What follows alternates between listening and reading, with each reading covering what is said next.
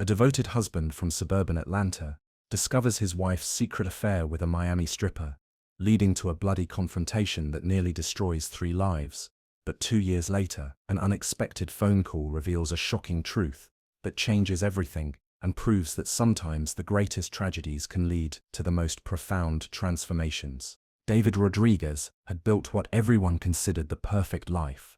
At 38 years old, he owned a successful accounting firm, lived in a beautiful home in one of Atlanta's most sought-after neighborhoods, and had been married to his college sweetheart Isabella for 10 years. Their friends envied their relationship, their colleagues admired their success, and their families praised their commitment to each other. But beneath this carefully constructed facade lay secrets that would soon explode into violence, bloodshed, and a revelation that would shake everyone involved to their very core. What started as minor changes in Isabella's behavior would escalate into a web of deception spanning 2 cities, involving a man named Xavier, who worked in Miami's adult entertainment district, and culminating in a confrontation so violent that emergency responders would later describe it as one of the most disturbing domestic scenes they had ever witnessed. Yet this is not a tale of destruction without redemption, nor a chronicle of love turned to permanent hatred. This is the remarkable account of how 3 people nearly destroyed each other, only to discover that sometimes our darkest moments can become the foundation for our greatest growth. David Rodriguez grew up in a middle-class family in suburban Atlanta, where hard work and traditional values shaped his worldview. His parents, both educators, instilled in him the importance of commitment, honesty, and building something meaningful with your life. He met Isabella Vasquez during their sophomore year at Georgia State University, where she was studying marketing and he was pursuing his accounting degree. Their romance blossomed over late-night study sessions, campus coffee dates, and shared dreams of building a life together. Isabella came from a more complicated background. Her parents had divorced when she was 12, and she had watched her mother struggle to rebuild her life, while working multiple jobs to support Isabella and her younger brother. This experience left Isabella with a deep appreciation for financial security, but also a restless energy that sometimes made her feel trapped by routine and predictability. She was outgoing, charismatic, and had a natural ability to connect with people that made her excel in her marketing career. After graduation, David started his accounting practice while Isabella joined a boutique marketing firm that specialized in hospitality and entertainment venues. Their early married years were filled with the typical challenges of young professionals building their careers, but they supported each other through every obstacle. David's practice grew steadily as he built a reputation for integrity and expertise, while Isabella's creative talents and networking abilities made her increasingly valuable to her firm. By their 8th year of marriage, they owned a 4-bedroom colonial house on Magnolia Avenue in Brookhaven, complete with a 2-car garage, a landscaped backyard where they hosted summer barbecues, and a home office where David often worked late into the evening. Isabella had been promoted to senior account manager and was earning more than she had ever imagined possible growing up. From the outside, they represented everything their friends aspired to achieve. Their neighborhood friends, Carl and Janet Patterson, often remarked how lucky they were to have found each other so young and built such a solid foundation together. Their next-door neighbors, an elderly couple named Frank and Rose Chen, treated them like the children they never had, always ready with advice or a home-cooked meal when either David or Isabella seemed stressed from work. But success brought its own challenges. Isabella's job increasingly required travel to manage accounts in different cities, with Miami becoming her most frequent destination as her firm landed several high-profile clients in the South Beach hospitality industry. What began as monthly trips gradually increased to twice-monthly visits, then weekly flights that kept her away from home 3 or 4 days at a time. To everyone who knew them, David and Isabella Rodriguez embodied relationship goals. They attended church together every Sunday morning at St. Augustine Catholic Church, where they had been married in a ceremony that local society pages had featured as one of the most beautiful weddings of the year. Isabella's wedding dress had been featured in a bridal magazine, and their reception at the historic Fox Theatre had been talked about for months afterward. Their social media presence reinforced this image of perfection. Instagram posts showed them at charity events, romantic dinner dates, weekend hiking trips in the North Georgia mountains, and vacation photos from their annual trips to Europe. Isabella's marketing expertise made their online presence look effortlessly curated, while David's more reserved nature balanced her outgoing personality in ways that their friends found endearing. They had established traditions that seemed to prove their deep connection. Every Friday night was designated as their date night, whether they went out to dinner or stayed home to cook together and watch movies. Sunday mornings meant sleeping in late, reading the newspaper over coffee, and planning their week together. They exchanged thoughtful gifts on holidays and anniversaries that showed how well they knew each other's interests and dreams. David had proposed during a weekend trip to Savannah, getting down on one knee in Forsyth Park during the golden hour of sunset, with Isabella's favorite flowers arranged by the fountain. She had said yes through tears of joy, and the engagement photos they took that evening captured a happiness that seemed absolutely genuine. Their wedding vows, which they had written themselves, spoke of partnership, mutual support, and building a legacy together that would last far beyond their own lives. Their friends regularly sought their advice about relationships. Janet Patterson had confided in Isabella during several difficult periods in her own marriage, and David had counseled Carl through a career crisis that had nearly derailed their family's financial stability. They seemed to have figured out the secret to maintaining both individual growth and partnership commitment that so many couples struggle to achieve. Even their arguments, which every healthy relationship includes, seemed to follow a pattern of respect and resolution that impressed those who witnessed them. They had learned to fight fair, to listen to each other's perspectives, and to find compromises that left both of them feeling heard and valued. David's analytical nature complemented Isabella's emotional intelligence in ways that created balance rather than conflict. But underneath this carefully maintained exterior, cracks had begun to form that neither of them wanted to acknowledge.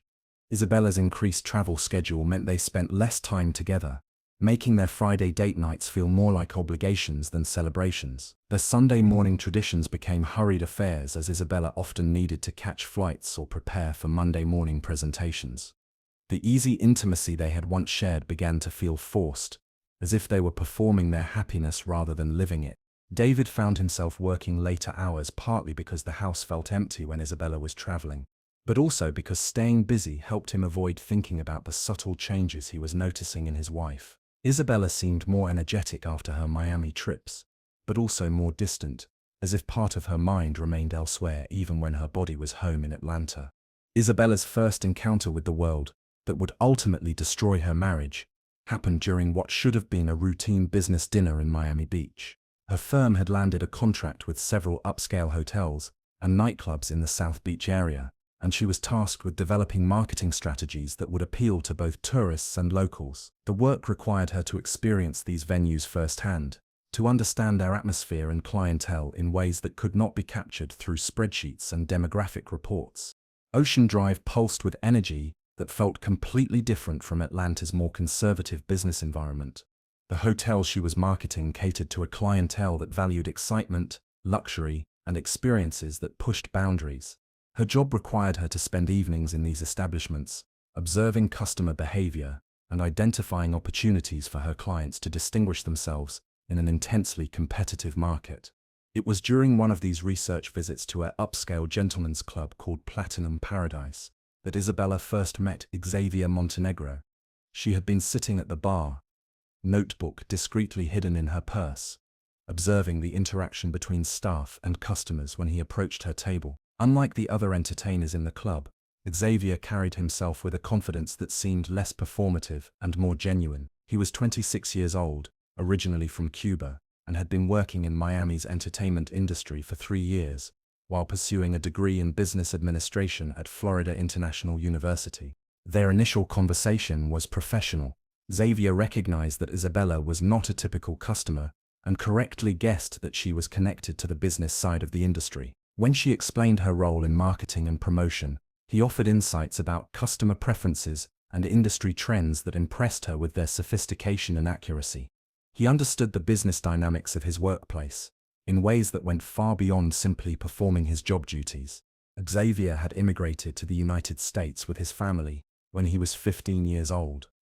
His parents worked multiple jobs to support him and his 2 sisters, and he had chosen his current profession because it allowed him to earn enough money to pay for college while supporting his family. He spoke about his goals with a determination that reminded Isabella of her own younger self, when she had been working to build her career while helping her mother recover from her divorce. What started as a professional conversation evolved into something more personal over several weeks. Isabella found herself looking forward to her Miami trips in ways that had nothing to do with her actual work responsibilities. She began scheduling longer stays, claiming that her clients required more hands-on attention than she could provide during brief visits. David, trusting and focused on his own growing business, accepted these explanations without question. Xavier represented everything that Isabella's carefully constructed Atlanta life was not. Where David was predictable and stable, Xavier was spontaneous and exciting. Where her social circle in Atlanta followed established patterns and expectations, Xavier introduced her to people and experiences that felt dangerous and alive. Where her marriage had settled into comfortable routines, her relationship with Xavier crackled with uncertainty and passion that she had forgotten was possible. The psychological distance between her two lives grew with each trip to Miami. In Atlanta, she was David's wife, the successful marketing executive, the woman who attended charity events and Sunday services and dinner parties with other professional couples. In Miami, she was free to explore aspects of her personality that her Atlanta identity had never allowed space for. She began taking greater risks with each visit. What started as drinks after Xavier finished work evolved into late dinners at restaurants where she might encounter other clients or industry contacts. She started staying at different hotels, claiming that her company was testing various properties for potential partnerships, when in reality she was trying to create private space for her relationship with Xavier. The financial implications of maintaining two separate lives began to mount. Isabella opened a separate credit card account that David did not know about, telling herself that she would pay it off before he ever discovered its existence. She justified expensive dinners, hotel upgrades, and gifts for Xavier as necessary business expenses or personal treats that she deserved after working so hard to build her career. By the 6th month of her relationship with Xavier, Isabella was living two completely separate lives that required increasingly elaborate deceptions to maintain. Her Miami trips had evolved from occasional business necessities into the most important part of her emotional existence. She found herself counting the days between visits, planning conversations they would have, and imagining scenarios where she could somehow bridge the gap between her two worlds. Xavier had become more than just an escape from her routine Atlanta existence. She had fallen in love with him in ways that surprised her with their intensity. Their relationship had deepened beyond the initial physical attraction into something that felt like destiny, as if she had been sleepwalking through her life until she met him. They talked about futures that would require her to abandon everything she had built with David, conversations that both thrilled and terrified her.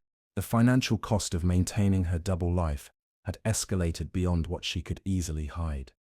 Her secret credit card balance had grown to over $15,000, a number that made her physically sick every time she saw the statements. She had started taking cash advances to pay for expenses that could not be easily explained, creating a cascade of debt that threatened to expose everything if David ever examined their finances closely.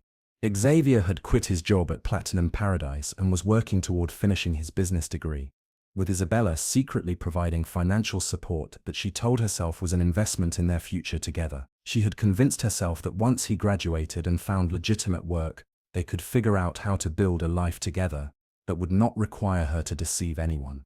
Their relationship had moved beyond casual encounters into something that resembled a real partnership. Isabella had begun keeping clothes and personal items at Xavier's apartment, creating a second home base that felt more authentic to her than the house she shared with David. They had developed routines and inside jokes and shared experiences that made her Atlanta life feel like an elaborate performance she was tired of maintaining. The emotional toll of living such an elaborate deception was beginning to affect every aspect of Isabella's life. She found it increasingly difficult to be present during conversations with David, always mentally comparing their interactions to the excitement she felt with Xavier. Their physical relationship had declined to the point where David had begun asking questions that Isabella deflected with excuses about work stress and travel fatigue. Her work performance had actually improved during this period, fueled by the energy and creativity that her relationship with Xavier had awakened in her. But her success at the office made the deception feel even more complex.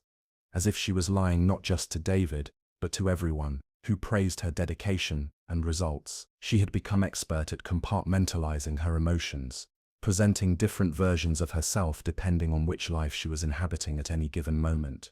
Isabella had begun making plans that assumed her marriage would end.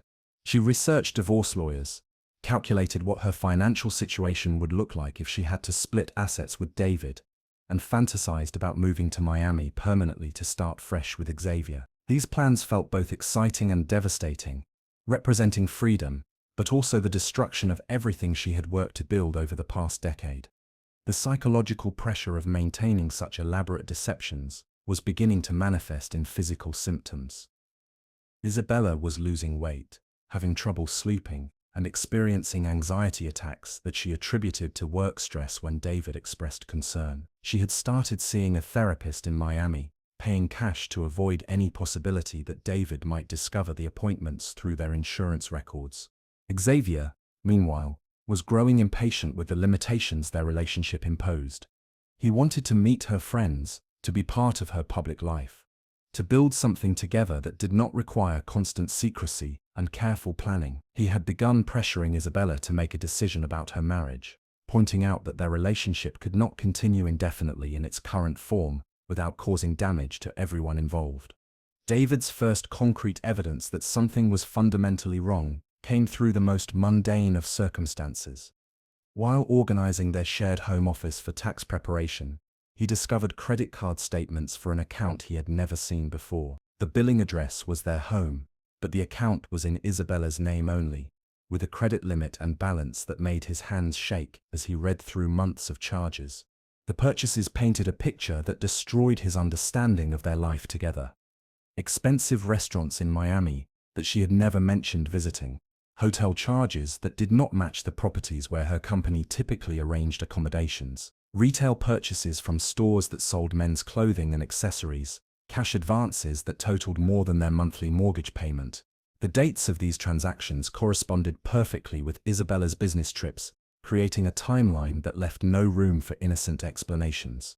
David spent 3 days going through every statement, highlighting charges and cross-referencing them with Isabella's travel schedule and the explanations she had given him about her work responsibilities.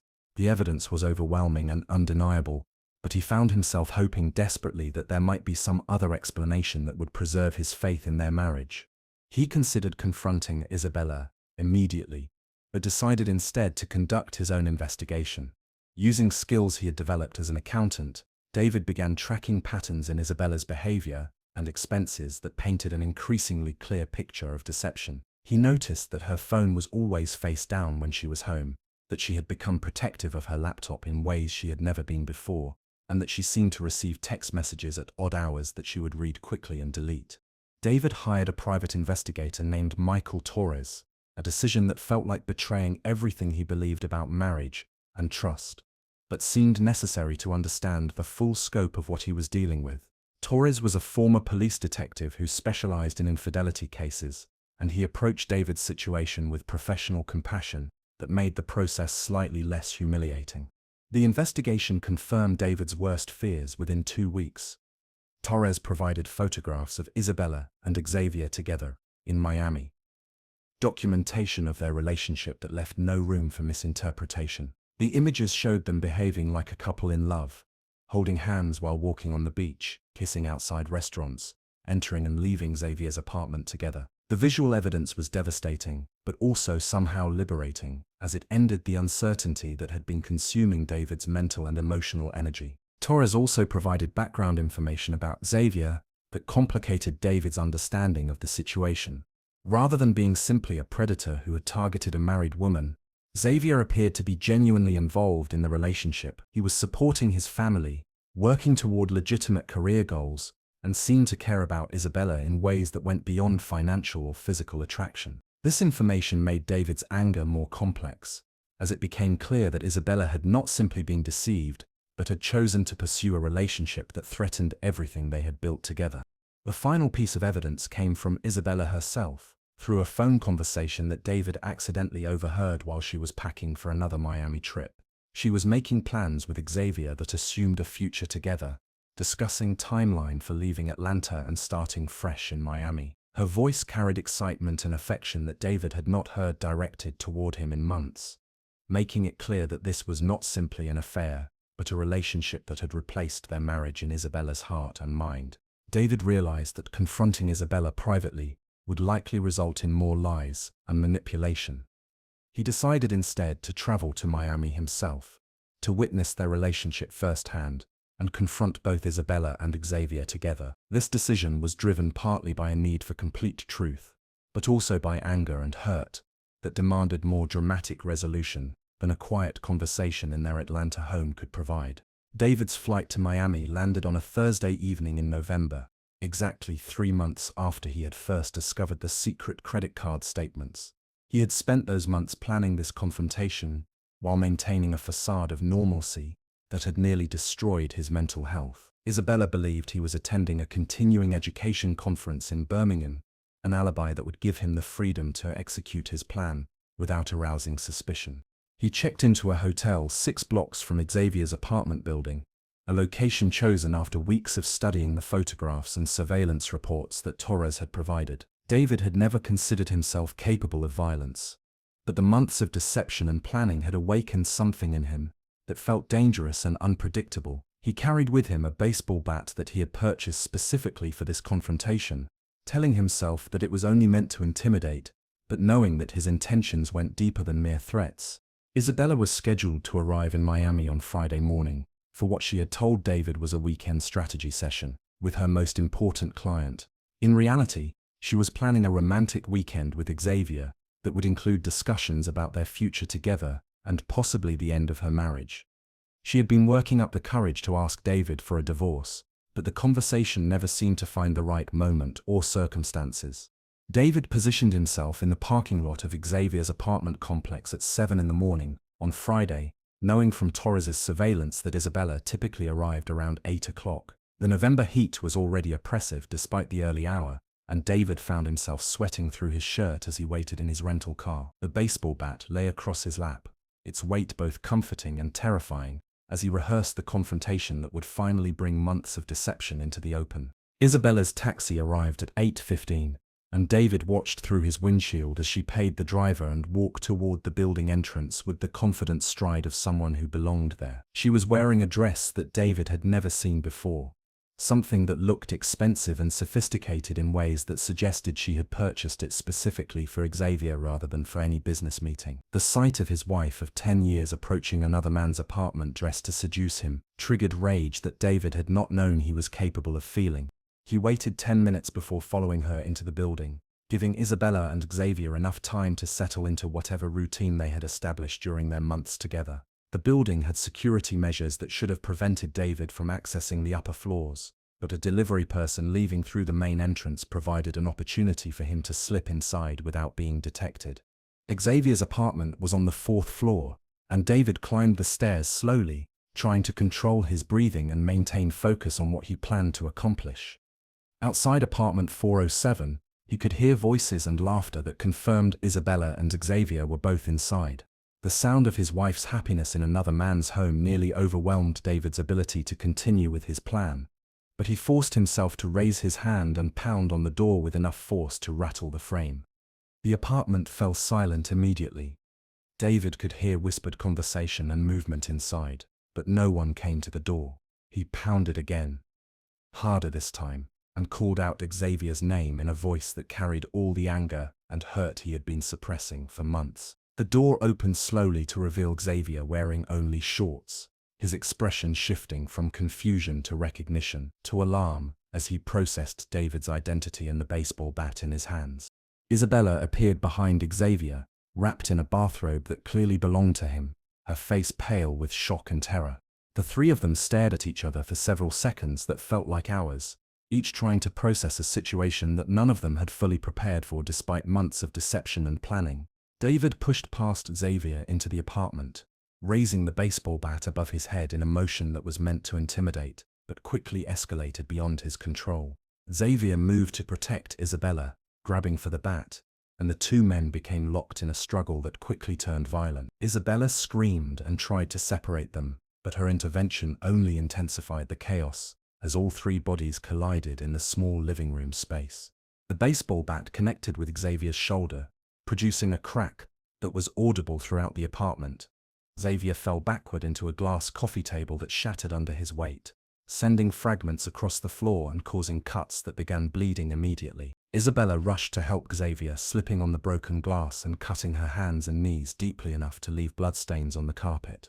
David, seeing Isabella bleeding and Xavier injured, suddenly realized that his plan for confrontation had escalated into violence that could result in serious injury or death. The sight of blood snapped him back to awareness of what he was actually doing, but his moment of hesitation gave Xavier the opportunity to grab a piece of the broken coffee table and swing it at David's head.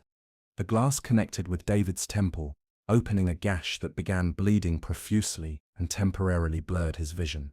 He staggered backward, dropping the baseball bat, and collided with a bookshelf that sent dozens of volumes crashing to the floor.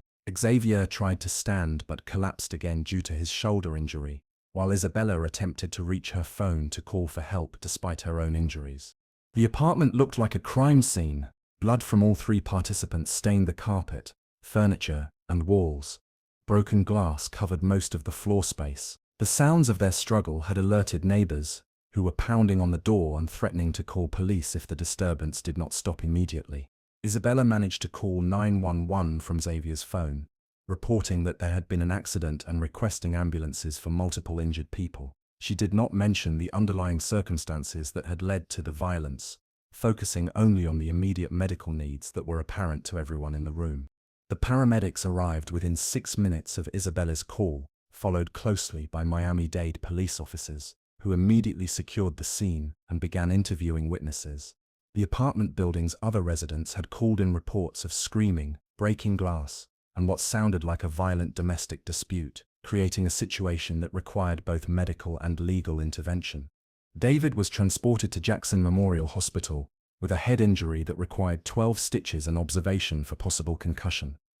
Xavier was taken to the same hospital with a separated shoulder and multiple lacerations from the broken coffee table that needed surgical repair. Isabella accompanied them in a separate ambulance, suffering from cuts on her hands and knees that required stitches but were not life-threatening. The police investigation revealed the full scope of the relationships and deceptions that had led to the violence. Isabella's secret financial accounts, Xavier's employment history, and David's travel records painted a clear picture of an affair discovery that had escalated into assault. All three participants faced potential criminal charges, depending on how the investigation proceeded and what story emerged from their individual statements. David was charged with aggravated assault and breaking and entering, charges that could result in significant jail time if prosecuted to the full extent of the law. Xavier faced potential charges for assault with a weapon, since he had used the broken glass to defend himself against David's attack. Isabella was not charged criminally, but faced the collapse of her professional reputation and personal relationships as the details of her double life became public. The local Miami media covered the story as a cautionary tale about infidelity and domestic violence, though they were required to use only initials rather than full names due to ongoing legal proceedings. The coverage was sensational and judgmental, focusing on the violence rather than the complex emotional circumstances that had led to the confrontation. David's accounting practice in Atlanta suffered immediate damage as clients learned about his arrest and the circumstances surrounding it. Several major accounts terminated their contracts, and his professional reputation was severely damaged despite the fact that he had been the wronged party in the marriage. The stigma of domestic violence charges followed him even though the context was more complicated than typical cases. Isabella lost her job when her employer discovered the extent of her deceptions about her Miami travel and the impact on her professional judgment. Her clients had trusted her to represent their interests objectively, but the revelation that she had been maintaining personal relationships within the industry she was marketing created conflicts of interest that could not be overlooked. Xavier's family learned about the situation through news coverage and were devastated by the impact on their reputation within Miami's Cuban-American community. His parents, who had sacrificed so much to provide him with opportunities in America, felt that their trust and investment had been betrayed by his involvement with a married woman. The legal proceedings dragged on for 8 months, with all three participants required to attend multiple hearings, depositions, and mediation sessions. The financial cost of legal representation consumed most of their savings and created additional stress beyond the emotional trauma they were all processing. David and Isabella's divorce proceedings began while the criminal charges were still pending, creating a complex legal situation where anything they said about their relationship could potentially be used in both the criminal and civil cases. They were required to communicate only through their attorneys, ending 10 years of marriage without any opportunity for private conversation or closure. The house on Magnolia Avenue had to be sold to pay for legal fees and medical bills, with the proceeds split between David and Isabella according to Georgia divorce laws. Their friends and neighbors watched the dissolution of what they had considered an ideal marriage, with shock and sadness, but also with the kind of fascination that people feel when witnessing others' private disasters. David answered his phone on a Tuesday morning in January, exactly 2 years and 3 months after the confrontation in Miami. He was living in a small apartment in Decatur, working as a senior accountant for a firm that had been willing to hire him. Despite his legal history, his life had been reduced to its essential elements: work, court-mandated anger management sessions, and the slow process of rebuilding his reputation and self-respect. The voice on the phone was Xavier's, calling from Miami with news that David had never expected to hear. Xavier's shoulder had healed completely, leaving only minor scarring and occasional stiffness as reminders of their violent encounter. More importantly, he had graduated from Florida International University with his business degree and had started a non-profit organization that provided financial literacy education to immigrant families throughout South Florida. Xavier explained that he had been in therapy since the incident, working to understand his role in the destruction that had affected all 3 of their lives. His therapist had suggested that making amends to David might be an important step in his own healing process, though Xavier acknowledged that David had no obligation to forgive him or even to listen to what he had to say.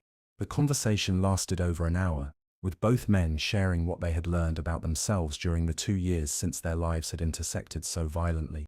Xavier talked about the guilt he carried for his part in destroying David's marriage, even though he had not known initially that Isabella was married. David found himself able to discuss his own responsibility for choosing violence over communication, acknowledging that his actions had made a terrible situation worse for everyone involved. Isabella had moved to Denver after the legal proceedings concluded, taking a position with a smaller marketing firm that was willing to overlook her past in exchange for her expertise and reduced salary expectations. She had also been in therapy, working to understand how she had allowed herself to live such an elaborate deception and to develop healthier patterns for future relationships. Xavier shared that Isabella had contacted him 6 months earlier to apologize for the role her deceptions had played in creating the circumstances that led to violence. She had taken full responsibility for lying to both David and Xavier, acknowledging that her inability to be honest about her feelings had created a situation where someone could have been seriously injured or killed. David found himself surprised by his own emotional response to this information. Rather than feeling angry or betrayed by learning that Isabella and Xavier had maintained contact, he felt something approaching relief, that all 3 of them were working to heal from their shared trauma. The anger that had consumed him for months after the incident had gradually been replaced by sadness, then by a kind of acceptance that allowed him to see the humanity in everyone involved. Xavier's call led to a series of conversations over several weeks, during which David and Xavier developed something that resembled friendship. They discovered that they had more in common than either had realized during their brief but violent encounter. Both were men who valued family, hard work, and personal integrity, but who had found themselves in circumstances that brought out their worst impulses, rather than their best qualities. David eventually agreed to meet Isabella for coffee during a business trip that brought him to Denver 6 months after Xavier's initial phone call. The meeting was awkward at first, with both of them struggling to navigate a conversation that acknowledged their shared history without reopening old wounds. But gradually they found themselves able to talk honestly about their marriage, the factors that had led to its breakdown, and the lessons they had both learned from their experience. Isabella looked healthier than David had seen her in years, having lost the stressed and secretive demeanor that had characterized her final months in Atlanta. She talked about her therapy, her new job, and her commitment to building relationships based on honesty rather than deception. She apologized not just for the affair but for the months of lies that had created the circumstances leading to violence. David shared his own journey of recovery, including his anger management work, his efforts to rebuild his business reputation, and his growing understanding of his own role in their marriage's breakdown. He acknowledged that while Isabella's affair had been the immediate cause of their divorce, their relationship had been struggling with communication problems and emotional distance long before Xavier entered the picture. The three people whose lives had intersected so violently in Miami had each learned profound lessons about honesty, communication, and the consequences of deception. Their individual journeys of recovery had taken different paths, but all three had emerged from their shared trauma with greater self-awareness and commitment to healthier relationships. David's experience had taught him that his need for control and his tendency to avoid difficult conversations had contributed to the emotional distance that made Isabella vulnerable to outside relationships. He had learned to recognize the warning signs of problems in relationships and to address them directly, rather than hoping they would resolve themselves.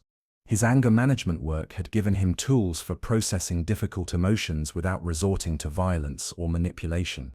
Isabella's therapy had helped her understand that her pattern of deception had roots in childhood experiences with her parents' divorce and her mother's financial struggles. She had learned to value financial security so highly that she had been willing to sacrifice honesty and authenticity to maintain it. Her work in Denver had given her the opportunity to practice more direct communication and to build professional relationships based on transparency rather than image management.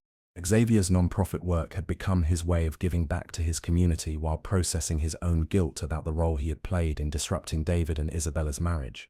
His organization had helped hundreds of immigrant families develop financial literacy skills that would protect them from predatory lending and enable them to build wealth over time. The work had given him a sense of purpose that went beyond his own personal recovery. All three had learned that the most destructive lies are often the ones we tell ourselves about what we want and what we are willing to sacrifice to get it.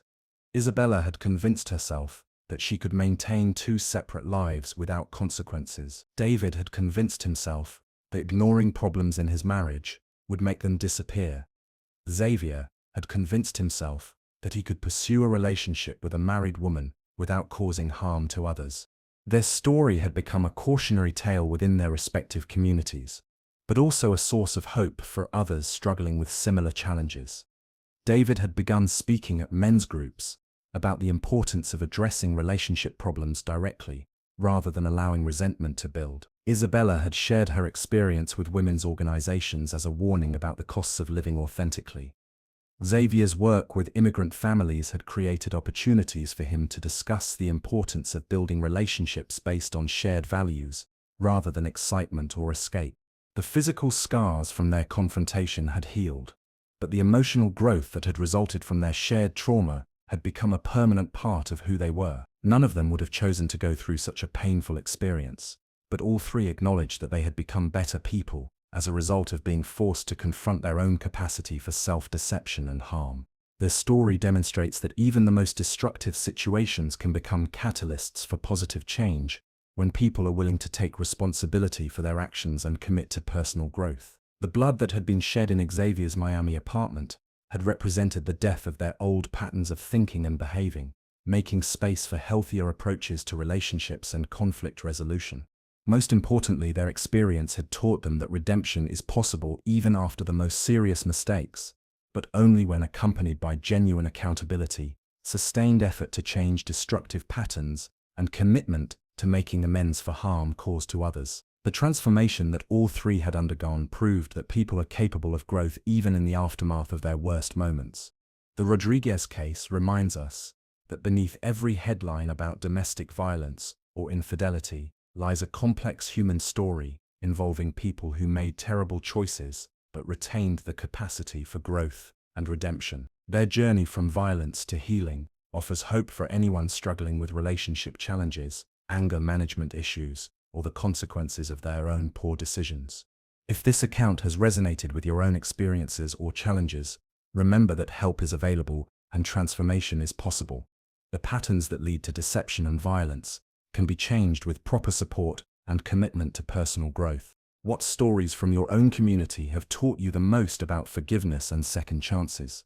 Share your thoughts in the comments below, and do not forget to subscribe to True Crime Village for more accounts of ordinary people who found extraordinary strength in their darkest moments. Next week, we will explore the remarkable case of a small-town teacher whose disappearance led to discoveries that changed an entire community's understanding of courage and sacrifice.